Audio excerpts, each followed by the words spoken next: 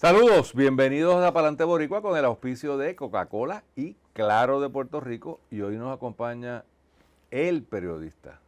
Y ya mismo digo por qué digo eso. Don Oscar Serrano, gracias por estar aquí. Hola Luis, gracias por la invitación. Admirador tuyo hace muchos... te admiraba antes de conocerte. Gracias. Así que no que tú seas más viejo que yo. Pero tu trayectoria es importante. Y quería empezar preguntándote algo, puede ser medio controversial. ¿Qué es el periodista? Pero, what else is new, ¿verdad? ¿Cuál es el problema? No, pero la idea aquí no es pelear con nadie. Pero es que llevo pensando en los últimos días. Pero la gente coge pelea sola. También. Y a ti que hay un grupo que no te quiere y otro que tampoco me quiere a mí, pues puede ser una combinación interesante. ¿Qué es el periodista? ¿Qué es un periodista? Eso ha cambiado mucho. ¿Verdad? Sí, ha cambiado. Pero ha cambiado Ha cambiado. para lo malo. Fíjate, ha cambiado los medios a través de los cuales uno es periodista. Eso ha cambiado bastante. Yo creo que ser periodista como tal, en esencia, no ha cambiado. Porque... ¿Y cómo tú lo definirías? Bueno, yo lo defino como una persona que tiene un compromiso inquebrantable con la verdad y ese es su trabajo. Su trabajo es buscar la verdad en el tema que sea, que puede ser bien pequeñito, puede ser bien grande, puede ser controversial, puede ser no controversial. Un periodista que escribe para revistas de aerolínea también tiene que buscar la verdad dentro de su tema. Aunque sea solamente para escribir por una revista de aerolínea y solamente lo van a leer los pasajeros allí cuando están 3 horas esperando. O sea, así que es un compromiso moral, interno, que tiene que tener la persona. Eso ni siquiera se enseña. ¿Tú te consideras periodista? Sí, yo soy periodista, totalmente. Digo, hago otras cosas y me he preparado. Oscar es abogado, admitido en todos los foros, sí, ¿verdad? Que hay que estar admitido. Sí. Y practica el derecho, casi siempre asociado a algo de periodismo. Sí. Y casi siempre behind the scenes, porque le tengo respeto al litigio. Y como no estoy acostumbrado a litigar, pues prefiero que gente que sabe. Que ladre el que sabe ladrar y tú haces el trabajo y yo aporto a un trabajo pues, un poquito behind the scenes. Te hacía la pregunta, porque en estos días, y quiero hablar de los medios, actualmente Oscar está con Noticel, sí, desde hace ya como 4 o 5 años. Desde que se fundó, yo lo cofundé. Bueno, ¿verdad que tú lo cofundaste? Lo cofundé en 2011. 2011 fue que empezamos a publicar. Es un proyecto desde el 2000, es un proyecto desde el 2009, más o menos 2008, es un proyecto que no estaba publicado, sino que estaba preparándose y como en 2011 salimos. ¿Sería y estoy también como miembro de la Junta de Directores y director del área de transparencia del Centro de Periodismo. Del CPI. Sí, que también lo cofundé. Que también lo cofundaste, sí, tú. Y antes de eso habías estado en radio, en Red 96. En Red 96, en un experimento loco. Mameri. Pero vamos por parte, porque sí, y antes de eso estuviste en prensa escrita. En prensa escrita, y antes de eso fui parte del equipo que diseñó y lanzó el Nuevo Día Interactivo. La versión digital del Nuevo Día en el 97. ¿Ahí es donde tú empiezas como periodista? ¿O dónde tú empiezas? No, yo empecé en San Juan Star. ¿De verdad? Sí.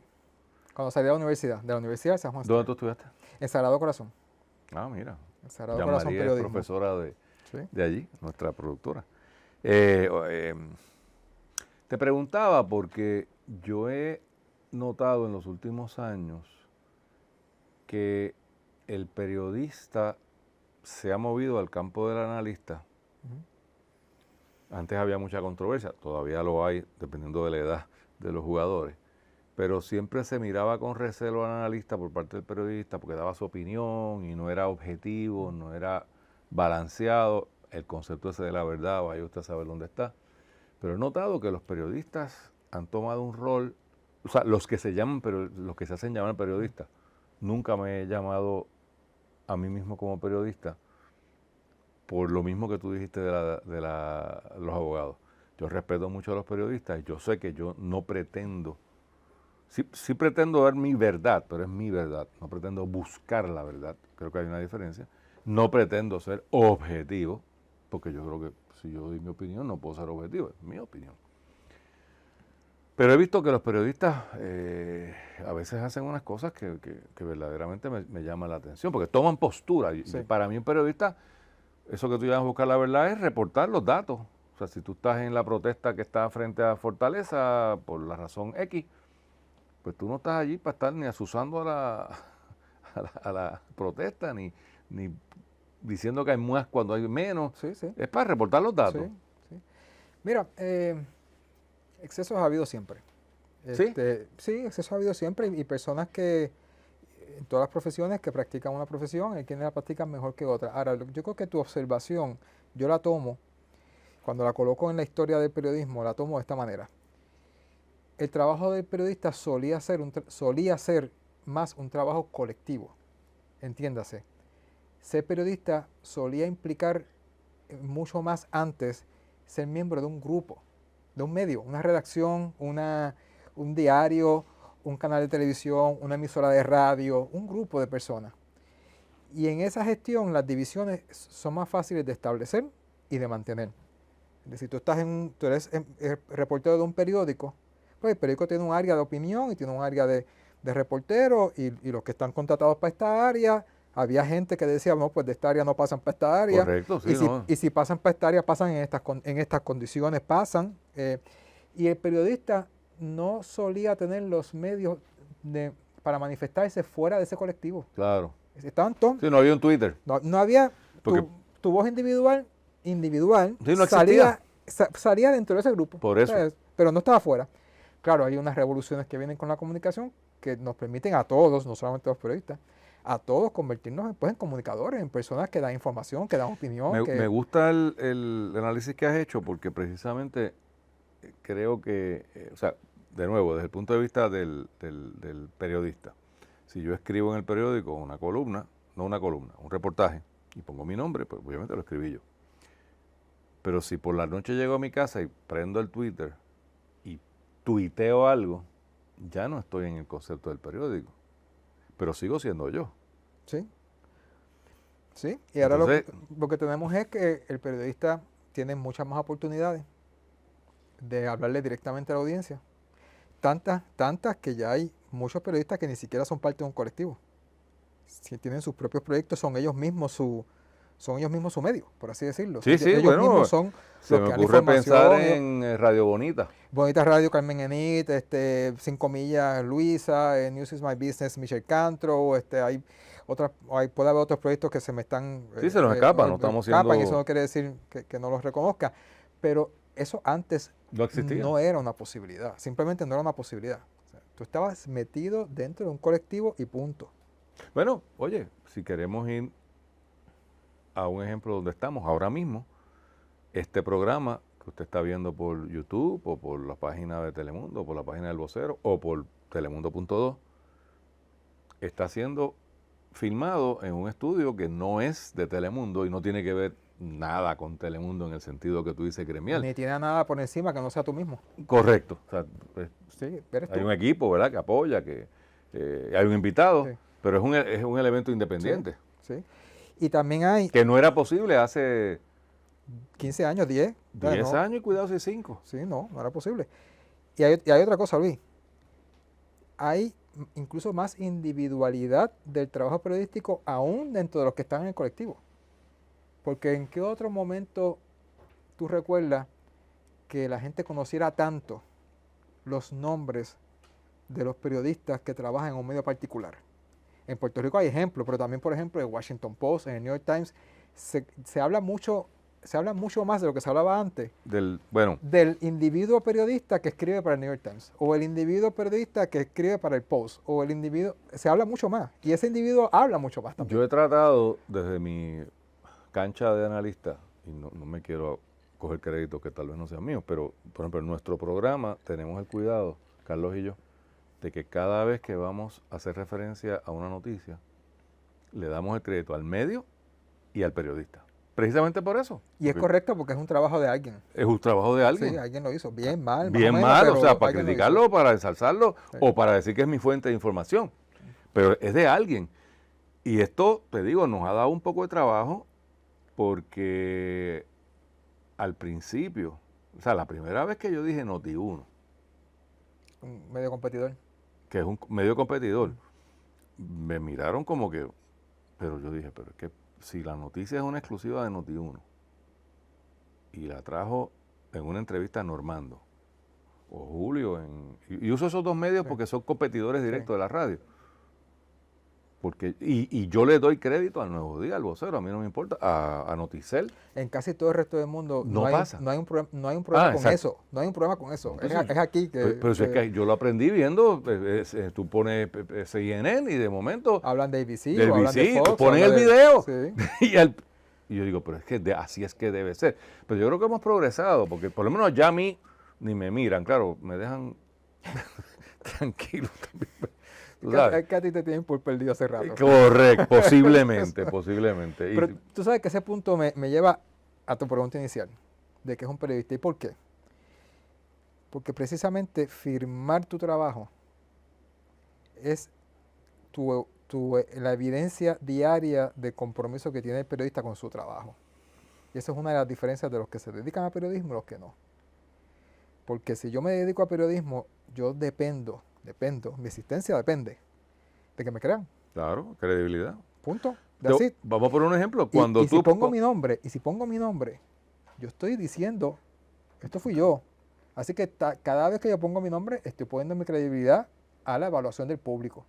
Y cada vez que pongo mi nombre la puedo perder. Y déjame añadir algo. Y esto lo he dicho yo en radio, cuando Oscar Serrano firma una nota en Noticel y me pone en el párrafo 7, fuentes de Noticel nos dijeron tal cosa. La credibilidad se la da Oscar Serrano, porque no sabemos quién es la fuente. O sea, cuando el periodista dice, Pepe Pérez dijo, taca, taca, taca, bueno, pues ahí está, Pepe Pérez lo dijo. Uno confía en que el periodista no está tergiversando lo que dijo Pepe Pérez, y a veces se malinterpretan las cosas, pero usualmente han grabado, o sea, hay un cuidado porque tú estás adjudicando una cita, pero con lo de fuentes es credibilidad del medio y del periodista. Hay gente que yo leo y no voy a decir los nombres, y tú sabes, porque... Sí. Pero hay gente que sí me dice, o sea, un Oscar Serrano, pues, la lista es larga, ¿no? Sí. Yo creo que la mayor parte de los periodistas aquí son gente seria. Yo creo que sí también, sí. Pero que ahí está la diferencia en eso que tú llamas credibilidad. Y eso llevaron no solamente a firmar tu trabajo para el medio que trabajas, o firmar tu trabajo, aunque no tengas un medio, firmar tu trabajo periodístico, eso lleva a firmar a todo lo que tú firmas, a tus cuentas sociales, a tu esto. O sea, el periodista real sabe, no es que es infalible, no es que a veces se toma algún riesgo, el periodista real sabe que en todo lugar, toda expresión que hace, formar, informar, para su trabajo o no para su trabajo, toda expresión que hace, se está jugando su medio de vida. Porque en el momento que alguien deje de creer en ti, No, ya no existes. se acabó. Y el medio te va como eso. y el medio te va a dar una patada. Y ningún otro te va a coger, o si te va a coger alguien igual de desprestigiado que tú. No. O sea, ¿Y cómo dividimos? Porque yo creo que uno de los problemas, y empecé con la pregunta con toda la maldad del mundo, hay un montón de gente que anda en los medios de las redes sociales, que se piensan periodistas y publican a veces con nombre, y yo sí tengo problemas serios con esos que crean un personaje, los llaman troles, sí, lo que claro, sé yo, eso es. y están tirando información. Pero entonces, he visto en conferencias de prensa, por ejemplo, que hay una gente ahí que tú dices, pero ven acá, ¿y este pájaro quién lo debe entrar allí? ¿Cómo se tira la línea? ¿O no debemos tirar la línea? Yo creo que hay necesidad de explorar a veces tirar líneas, porque hay ciertamente el trabajo de periodistas no serios afecta el trabajo de periodistas serios. Claro. Claro, mientras vivamos en un régimen de libertad de expresión, ¿Cómo se controla? Controlar la expresión es complicado. No imposible, pero complicado. Y esa es la verdad. Mientras vivamos en un régimen de libertad de expresión, ese trabajo de distinción, para bien o para mal, recae en la audiencia. Recae mucho en la audiencia. Tiene que... Sí, ¿a qué tú le das credibilidad? ¿A quién tú le crees? ¿A quién? ¿Cómo tú...? O sea, como tú dices, si lo dice una cuenta anónima o que no tiene seguidores, o Sí, que con no tres, parece... que son los test que uno hace, pues ¿cuántos seguidores tiene esta persona? o si no se 7. ve legítimo, no se ve legítimo, ¿por qué tú vas a darle credibilidad? ¿Y por qué vas a empezar una conspiración por lo que leíste ahí? O sea, en gran medida depende del público. No se está haciendo trabajo para educar a ese público. No se está haciendo trabajos cívicos en las escuelas para darle lo que se llama digital literacy, o sea, capacidad digital para entender la comunicación. El CPI, de hecho, ha hecho talleres para estudiantes de escuela, ¿Ah, sí? sí, sobre esos temas, sobre el tema de digital literacy, se ha hecho trabajo sobre eso, precisamente porque aquí nadie lo está haciendo. Y los ciudadanos de hoy, ya los de hoy, no los del pasado, los de hoy y los del futuro, necesitan tener esas destrezas. Porque esto Sí, no va a parar. No, y que tú, entonces miren el problema. Y yo lo oigo a cada rato. Que el periodista, llamémoslo tradicional, a falta de mejor nombre, ve eso en redes y por la carrera a veces de la Sí, competencia, sí. de quién lo dije primero, y es una exclusiva, lo zumbo. Sí. Y tú estás, o sea, yo lo he dicho en muchas ocasiones a nivel privado, 80, yo no sé qué por ciento, tal vez tú me puedas decir, de lo que sale en internet no tiene base. No. Porque cualquiera monta una página con un par de pesos y tú montas una página que tú la miras y dices, eso es, tú sabes, bona fide. Ahí lo complica una realidad jurídica. Ahí viene la parte de ley. ¿Cuál es la realidad jurídica?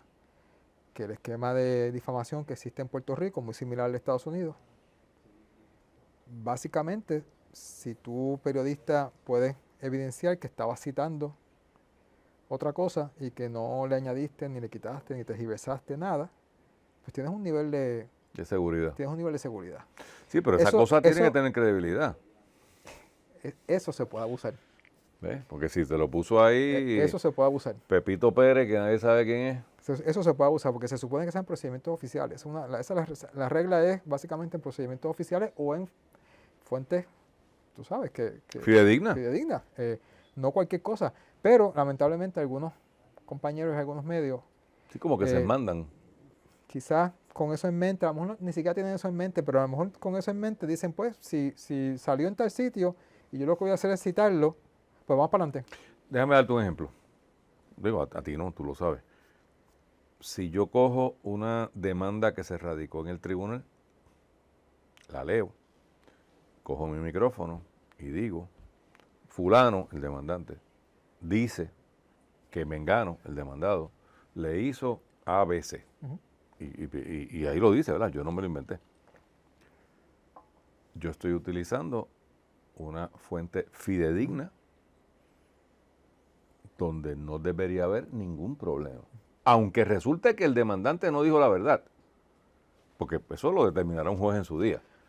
Ahora, si alguien en el internet, y aquí es donde yo creo que muchos periodistas a veces se mandan, escribe, Lo mismo.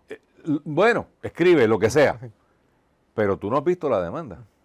Tú lo que tienes es lo que dijo alguien que tú no sabes quién es. Ujú. O sea, el dragón contra la corrupción. Sí. No es lo mismo, No lo es. porque el dragón pudo haber puesto lo que no dice la demanda Ujú. o haber interpretado Ujú. o tergiversado, si queremos ser más agresivos en el lenguaje. Correcto. Y yo puedo leer lo que dice el dragón y me puede picar la curiosidad para buscar. Pero hay que buscar. Pero hay que buscar. No puedo simplemente decir, ah, mira, está interesante esto. El dragón dijo. Sí. O peor aún, por ahí se dice. Sí. O yo tengo una fuente, porque entonces me están mezclando pues, el dragón con la fuente. Correcto, ciertamente. Y por eso se protege el poder citar los documentos oficiales y los procesos oficiales. Porque tampoco el periodista puede tener el peso Sí, de pasar el juicio, pues, pasó hasta el juez. de corroborar todo, de corroborar personalmente Sí, todo lo que todas está. las alegaciones que alguien pueda hacer públicamente, porque si no, entonces no se hace nunca nada. Y hay algunas cosas que la gente dice que solamente ellas las saben. Siempre que haya alguien que lo esté identificado, que esté diciendo algo a su propio riesgo, identificado, soy fulano de tal y yo acuso a fulano de tal de hacer tal cosa. Bueno, pues ahí usted puede citar a fulano de tal, que a nombre propio y con su cara está diciendo Tal cosa. tal cosa. No, y hay otro elemento ahí que yo creo que hay que ponerlo en la ecuación. Si mañana alguien dice, Pierluisi en Washington dijo que la estadidad era buena para Puerto Rico y lo abuchearon. Pues, y eso lo dice en un tuit, qué sé yo, José Delgado, por poner un nombre, que vive en Washington, trabaja para el Nuevo Día.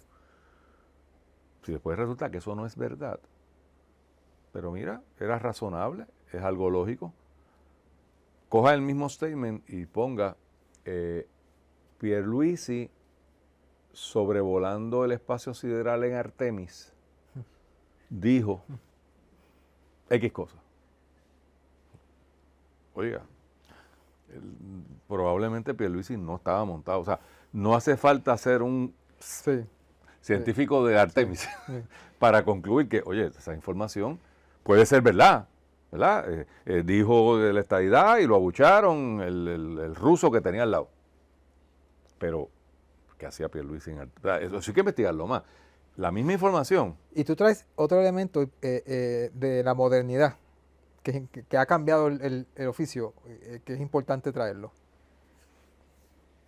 Ya casi nada de lo que un periodista reporta lo sabe solamente el periodista. Correcto. Ahora hay videos, hay documentos base, hay protagonistas de la noticia que también van y dan su versión y dicen esto y dicen lo otro. Es decir, la cantidad de temas, cosa que no pasaba antes, la cantidad de temas donde el único que lo maneja es ese periodista que lo está trabajando, Sí, no existe. es casi nula. Así que De hecho, el periodista, de hecho, ya no es tanto buscar datos y presentarlos. Muchas veces ya el dato está presentado por múltiples fuentes. Muchas veces la labor importante del periodista y el aporte es contextualizar esos datos, corroborar esos datos, complementar esos datos. Ahí, en términos modernos, por ahí se está moviendo más el trabajo del periodismo que simplemente decir un dato, porque ahora la exclusiva la tiene hasta el vecino, la da hasta el vecino de al lado donde pasó el asunto. O sea, es que es al revés. Te voy a responder con dos cosas. Uno, ahora mismo, si usted pone los noticiarios de hoy, mucha de la noticia no es de las cámaras de los fotoperiodistas del canal. Son del vecino que se formó el tiroteo, usted lo sabe, se formó el tiroteo en el barrio La Changa de sabe Dios dónde. Y hay 7 videos que a usted le llegó antes del noticiario. O sea, ya usted no pone el noticiario para ver el video, usted lo tiene sin editar, porque muchas veces son tan crudos que el noticiario lo que tiene es una cosa que le ha pedido blurred o lo cortó por la FCC y otras razones. O sea, que entonces el periodista, como tú dices, ya yo no me viene a dar la noticia. Y lo segundo que te quería reaccionar a eso que tú dijiste, que tal vez por eso es que entonces el periodista más clásico, más tradicional, se ha movido al área de analista, aunque no quiera, porque si yo me pongo a contextualizar, esa es como una especie de preanálisis. Sí, pero ese siempre ha sido una labor inherente del periodismo, porque el periodista no es nunca fue un taquígrafo. Sí, no es una grabadora con patas. El periodista nunca fue un taquígrafo, y las notas periodísticas nunca fueron un acta notarial, donde tú dices exactamente esto es lo que todo pasó. lo que pasó. Siempre ha conllevado aquilatar, siempre ha conllevado no creer esto, sí creer esto, no creer esto tanto, pero esto más. Siempre ha conllevado eso, porque siempre ha habido espacio limitado Claro. y mucha más información de la que puedes meter en el espacio, así que siempre ha habido contextualizar y analizar. El periodista siempre lo ha hecho. Claro, yo creo Y que yo la no estoy en diferencia... contra de que el periodista activo también analice, pero obviamente sí tengo que estar en contra en que se parcialice y se convierta partidario de una, ese es un de una posición, Ese es un tercer nivel. de yo una de creo. las posiciones. Por eso sí. Que el periodista analice, yo no tengo Por ningún eso- problema con eso. O sea, No, y el analista tampoco, creo yo, debería parcializarse hacia un lado. Debe dar... O sea, yo creo que tal vez si lo miramos de esta manera puede que lleguemos a un common ground. Donde yo creo que se cruza la línea es cuando se empieza a dar la opinión del que escribe. O sea, el periodista va a escoger qué resalta y qué no resalta. Como tú señalas, para empezar tiene 500 páginas. 500, ya quisieran que no es. 500 palabras. Eso es un libro. 500 palabras. Pues, obviamente, por eso es que yo no creo en la objetividad. No, hay un elemento... Es imparcialidad más bien. Es imparcialidad, porque pues, tú tienes que escoger una cosa. Y de nuevo, un periodista probablemente va a incluir inclusive aquello que no le cuadra, diciendo, bueno, no y fulano dijo esto, que no cuadra con esto, pero esto fue lo que dijo. O hay veces que las versiones cambian, hay veces que lo que se tenía como cierto un día surge una cosa que lo cambió después, pues hay que cambiar, o sea, y eso no quiere decir que se mintió el primer día. Sí, la información que había era esa. La que había era esa y surgieron otras cosas. Mientras que el analista yo creo que ya va más dirigido a dar su opinión, o sea, estos son los datos, pero la importancia de esto es esto, o hay que traer esto otro, sin llegar, de nuevo, creo yo, y no pretendo ser tenedor de la verdad nunca, sin llegar ya a ser partícipes. Es que yo estoy viendo ahora unos analistas que son partícipes de la historia. Sí, claro. O sea, sí, ha pasado. Tú convocas a cosas, tú te conviertes ya casi en lo que tú pretendes analizar. Sí, eso pues, los derechos tienen. Y también está el asunto de los medios no dividir adecuadamente en qué espacio están sus periodistas y en qué espacio están sus analistas y en qué espacio ¿qué hace quién? están, o sea, qué hace quién y esa cuestión a veces tratar de que todo el mundo haga de todo. Bueno, lo que pasa es que ahora te digo yo, radio, que es donde yo creo que más se da esta amalgama, porque en prensa está bastante, o sea, las columnas de opinión están físicamente están en una parte del periódico y no están en la primera plana, en términos generales.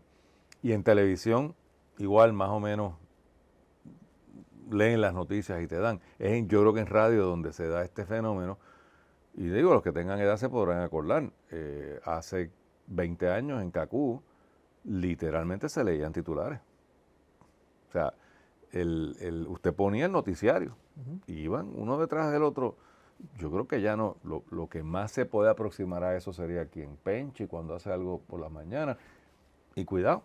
Sí, la radio de noticias se ha convertido en radio de opinión realmente. Correcto, porque Rubén Sánchez, Normando, Julio, están entrevistando, están dando información, pero también su opinión está metida ahí en algún lado. O sea, no es el talking head que solamente hace unas preguntas muy escuela de comunicaciones. Y esa parte no es nueva, o sea, eso particularmente en los medios electrónicos ha existido. ¿Cómo se maneja eso? ¿Es un problema? ¿No es un problema? ¿Tú lo has experimentado? Yo lo he experimentado muchas veces. ¿Sí? Sí, yo lo he experimentado muchas veces. Puede ser un problema. ¿Es que tú eres problemático? Yo creo que antes era más problema de lo que es ahora. Pero mira, el periodista individual en conflicto con su medio es pues tan viejo como el concepto de medios, ¿no? Porque dos personas no piensan igual, nunca. O sea, no piensan igual todo el tiempo. Correcto, sí. Pueden coincidir. Pueden pensar igual muchas veces, pero no van a pensar igual todo el tiempo en todo, ¿no? Así que siempre va a haber conflicto. Yo creo que es una cuestión de cómo el periodista lo maneje. En un tiempo se intentaba hacer este asunto de que no, yo tengo la libertad y me tienes que dejar hacer lo que sea, y se chocaba con la realidad de que realmente la libertad es una libertad económica en ese sentido. Es la libertad del que puede pagar el medio. Yo creo que ahora, como te decía, como eso ya se ha diluido bastante y la libertad está más individualizada, pues es un poquito distinto. Cuando yo he tenido conflicto, que los he tenido otra vez, yo he encontrado bien útil para resolverlo y para orientar mis acciones, recordar una cosa. Yo no me debo al medio que me paga. Pero es el que te paga. Sí, eso conlleva responsabilidades y riesgos. Yo me debo a la persona que cree en mi nombre cuando lo ve. Y yo tengo que actuar acorde a eso. Y no importa las consecuencias. Aunque te cueste. Aunque me cueste. Porque si no, me va a costar. A la long haul. Me va a costar en el largo plazo. O más corto plazo me va a costar. Yo tengo que pensar en que si la persona ve mi nombre y sigue de largo porque no le importa lo que yo tenga que decir, pues yo no existo. Ahí te moriste. Se acabó. Sí, no me tengo que hacer otra cosa. Pones vinilo. Sí. Escuchar música en casa, lo que sea. o aprender a litigar y irme para el tribunal, pero no periodista. Así que si yo tomo una acción que le falla a esa persona, aunque signifique que mantengo mi cheque, no gané. Si yo tomo una acción que no le falla a esa persona y pierdo mi cheque, 2 semanas después, 2 meses después, esa persona me vuelve a leer. Hay posibilidad de otro cheque. No importa dónde yo esté. Hay posibilidad de otra cosa. ¿Qué medio te gusta más? ¿Tú has estado en...? Sí, radio, televisión, internet, todo básicamente. Algunos más que otros, obviamente. Yo te asocio con prensa escrita. Sí, ya sea, eso es lo que más he hecho. Aunque sea Noticel, que es pero está escrito, o sea, yo lo leo en mi teléfono. Pues mira, ¿cuál personalmente estoy mucho más acostumbrado a escribir. Las cosas, la información la puedo manejar mejor cuando la escribo. Me puedo comunicar mejor cuando escribo.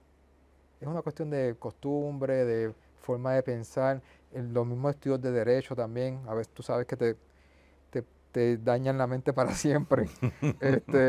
Mismo para amar y escribir. Sí, la comunicación. Es la comunicación en derecho. Se te hace hasta más fácil escribir. Y leer, claro. Después de estudiar derecho se te hace hasta más fácil escribir una nota que antes, porque es otra estructura, ¿no? Ese es el que más he hecho y el que más fácil me viene. No he hecho tanto, pero me parece muy poderoso televisión, obviamente. Yo creo que la televisión sigue siendo todavía, aún con los adelantos, la combinación de imagen y de información, imagen y sonido, imagen y contenido, sigue siendo la combinación más poderosa, yo creo, francamente. No importa todos los nuevos medios que seamos. Porque incluso los nuevos medios replican... son televisión, claro. Incluso los medios nuevos... Esto que no es televisión, sí. Porque es lo mismo. Hay una cámara, nos está grabando. Replican la ecuación. Correcto. Imagen, sonido, contenido, todo junto, el impacto es mucho más poderoso. El medio escrito es más, perdura más. O sea, tú siempre puedes ir para atrás y decir, y vas a tener un récord, yo creo que mucho más completo y mucho más íntegro de lo que pasó en X momento si vas a fuentes escritas que si vas a fuentes visuales o de audio. Tú sabes que yo creo eso que tú estás diciendo, pero tengo mis dudas conmigo mismo. Y me explico. Yo el medio que menos manejo, que tal vez el que debería manejar más, es el escrito. Y es porque me intimida. Por eso que tú acabas de decir. El tema de que hay como una permanencia, hay como una... O sea, como cuando uno coge un micrófono en radio y dice algo, pues lo dijiste y ya. No es verdad porque está grabado, pero el texto es el texto. Sí. Uno es esclavo del texto. Pero yo me pregunto si eso todavía sigue siendo cierto con la cosa del YouTube, que ahora mismo tú, en un search estúpido, con un teléfono estúpido, tú consigues todo visual, o sea, te va a tirar ahí lo que Oscar dijo en, qué sé yo, dónde. Pues mira, pienso sobre eso 2 cosas. Primero, un aspecto tecnológico. El aspecto tecnológico es que todavía no está, me parece que en su total potencial, el almacenaje de ese material y la búsqueda de ese material. O sea, cómo se busca ese material. ¿Cómo encuentro lo que dijo Oscar sobre tal cosa?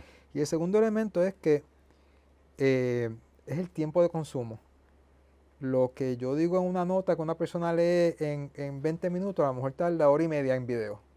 De explicar o de mostrar o de decir o lo que sea, ¿no? O sea, usualmente... Pero no te preocupa, y esta pues es una pregunta dinosaurica, porque yo soy un dinosaurio, que cada día es menos la gente que lee 20 minutos, por no decir que la gente que lee. Sí, ciertamente. O sea, si pensamos sí, es un reto. Twitter cuando empieza eran 80 caracteres, 60 caracteres. Eran menos que ahora, sí. Por eso, era una cosita de... Sí, es un reto para el periodista que está trabajando ahora, para los que vienen y para las audiencias futuras. O sea, lo que en televisión se llama el 30-second soundbit, que la noticia de televisión, una noticia de... Es un reto... Es 1 minuto y medio. Es un reto porque precisamente el desarrollo de la televisión nos ha demostrado que una cosa no se traduce a la otra. Es decir, cuando tú fuiste de prensa escrita solamente, a televisión, eso no se tradujo No, igual. no. O sea, en el camino se perdieron cosas. Correcto. Así que eso es preocupante. No, y te das Y cuenta, si nos vamos de televisión a redes sociales, se se pierden pierde cosas. todavía más. Este, No, pero la realidad es que hacia allá es el movimiento. sí, sí, es una O preocupación. sea, es un reto Es un reto. brutal. Tú lo ves con compañeros que van, por ejemplo, el que va de prensa escrita a televisión. Yo no lo envidio. Igual que de televisión a radio. De radio es más fácil ir para el otro lado. Porque en televisión usualmente son periodos cortos, hay una especie de libreto, está más estructurado. Como tú dices, y tú hiciste radio, no sé, 96, 2 horas hablando por ahí. Sí. Ángel Rosa, que es 3 3 horas horas. hablando. Tú sabes, hay que tener estamina física, mental, y allí no hay un libreto, no es que tú te sientes a leer un documento, ¿sabes? Porque cuando tú estás escribiendo, pues tú estás sentado en tu computadora o con tu pluma fuente, ¿sí? Románticamente del siglo XIX. Háblame de Noticel. ¿Qué tú pretendías pues yo creo que, corrígeme, Noticel fue el primer medio electrónico de Puerto Rico. Completamente, sí. O sea, sí, no estoy pensando en El Nuevo Día, que era un periódico que puso su cosa digital. Pero Nativo. El término es nativo y que no tenía un predecesor en otro medio. O sea, no es una transformación sino nació para eso. Sí. Pues mira. Y antes, ¿cuándo fue que empezó? 2011. 2011. 11. O sea, estamos hablando de 13, 21, 12, 13 años. No son las redes de hoy. No, ha avanzado mucho, ha cambiado mucho. Pues mira, ahí te puedo comentar que yo, sin pretenderlo, pero siempre pasaba, he tenido el privilegio de integrar el equipo fundador de muchos medios. Como te comentaba, yo estuve en el equipo fundador del Nuevo Día Interactivo. O sea, fuimos las primeras 5 o 6 personas cuyo trabajo fue ver cómo el Nuevo Día, Lo llevaba en 1997, podía tener una presencia digital. 97. Sí, 97. Wow. 97. Ese fue el año que salió. Y ahí venías de la universidad. Ahí venía de San Juan Star. De San Juan Star. ¿Cuánto tiempo estuviste en San Juan Star? 6 meses, más o menos 6 meses. O sea, que pero estabas acabadito de graduar. Universidad, acabado de graduar. ¿Y sabías tú algo de electrónico? Eso es una respuesta interesante. ¿O Fuerza Cara Power? Siempre Fuerza Cara. Siempre algo de Fuerza Cara. Yo pude llegar al Nuevo Día Interactivo por un sistema, un programa de autoestudio que diseñé yo, básicamente cuando estaba en el bachillerato, que el bachillerato se enseñaba periodismo para periódicos. Tradicional, sí. No se enseñaba para medios, pero ya empezaba el periodismo digital. Así que yo, en unas clases que tomé, cuando te daban oportunidad de hacer trabajos, te ibas por ahí. de la industria, empezaba a buscar y me metí en la biblioteca a buscar todo lo que pudiera de periodismo digital. Fíjate, había biblioteca. Había biblioteca y me acuerdo que acaban de llegar unas torres de discos compactos que tenían digitalizadas revistas. Y uno se metía y las imprimía, eso, una chulería. Era como un internet sin internet. El asunto es que yo mismo me metía en todo lo que tenía que ver con eso. O sea, culminó en un trabajo final, de una clase final, donde fuimos al Nuevo Día a tomar un seminario y mi trabajo fue básicamente cómo el Nuevo Día podía moverse en esa dirección. Y yo creo que un poco como resultado de ese trabajo. Te vendiste. Y como resultado de otros contactos y lo que fuera, me llevaron a ese grupo, ¿no? Así que fui de San Juan Star al Nuevo Día Interactivo, trabajé en eso, de Nuevo Día Interactivo a Primera Hora, que también fue un grupo fundador, de Primera Hora a Red 96. Fundador, espérate, Primera Hora fundador como del periódico mismo o de la parte interactiva. Del periódico. Del periódico. O sea, yo integré fui un miembro del grupo fundador de Primera Hora periódico, papel. O sea, dejé la parte digital del Nuevo Día y fuiste a papel. Y fui a papel de Primera Hora. De Primera Hora integré el grupo fundador de Red 96 por invitación de Topi Mameri. Que fue un experimento interesante. No funcionó, pero yo creo que es como el Canal 24. No funcionó en su momento, pero abrió un montón de puertas. Sí. Porque hoy día casi todo el FM matutino tiene un elemento importante de contenido noticioso, análisis, noticias, uno full, compitiendo de tú a tú. Y la audiencia FM va a AM por las mañanas. Correcto. Y por la mañana nosotros, digo, no debe ser un secreto, el formato, por ejemplo, que Carlos y yo tenemos tiende a apelar, porque pues, peleamos esto, lo otro, es serio, pero tiene un elemento de light, de hacerlo agradable, ¿no? Hacerlo entretenido. Conversacional. Correcto. Así que, entonces en red estuviste como eso duró. Sí, bueno, yo salí antes de que se acabara. ¿Por qué se acabó? O sea, ¿por qué no funcionó mirándolo en retrospectiva? Pues mira, yo no te puedo decir por qué no funcionó al final, o sea, qué decisión tomaron para cerrarlo. Yo te puedo decir por qué yo me fui. Ok. Yo me fui porque un día me dijeron, las personas que podían decírmelo, que los noticieros estaban muy neutrales, Ok. que había que Polarizar. polarizar. Y yo pues no, mi trabajo es, Claro, esa es la visión periodista. la visión del periodista es llevarle la noticia al público lo más neutral posible, o sea, lo más no tomando bando. Pero las personas que manejaban el medio y tenían el proyecto en mente pensaban que necesitaban polarizar la audiencia para acaparar la audiencia, ¿no? El modelo de Fox News, o sea, yo no los culpo, no es nada nuevo, pero no era mi cuestión. Sí, sí, no era lo que tú querías hacer. No era lo que yo podía hacer tampoco, ni quería ni podía. Así que salgo antes de que se terminó como un año después. Exactamente por qué, no sé, pero pull the plug, como dicen en Utuado, un año después. De ahí fui entonces a fundar el Centro de Periodismo y Noticel, que fue simultáneo, el Centro de Periodismo y Noticel. 2007 se registran las corporaciones, Noticel en el 2011 te dije, fue un camino más largo, es un medio comercial, que había que buscar inversionistas, esto, lo otro. Y el Centro de Periodismo empezó en el 2008 a operar en la Universidad Interamericana, la Facultad de Derecho. Y de ahí hasta ahora, los 2 años. ¿Dónde tú estudiaste? No, tú yo estudiaste estudié en la UPI. Ok. En la UPI. Tomamos la decisión específicamente de ir a la Interamericana para evadir un poco El gobierno. el gobierno. ¿Sí? Porque era un... Sí, no, y periodismo administrativo se hace muy poco en Puerto Sí. Rico. Y de ahí, pues, ejemplos, o sea, todos fueron experiencias bien interesantes.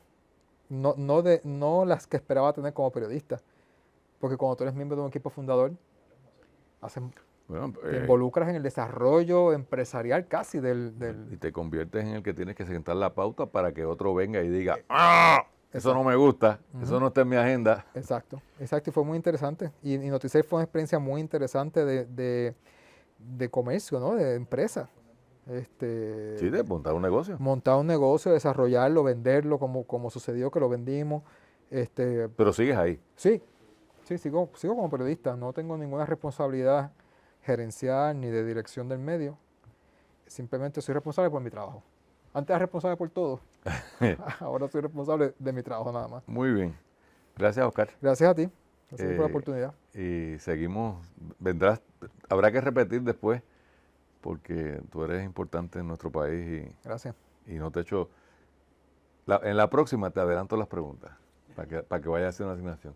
¿Qué historias has cubierto? Experiencias del periodismo, o sea, historias de guerra, Sí, que yo sé que en tu caso tienen que haber varias y todas interesantes. Sí, muy bien. Gracias, y gracias a los amigos de Coca-Cola de Puerto Rico y de Claro de Puerto Rico que auspician este espacio para ustedes.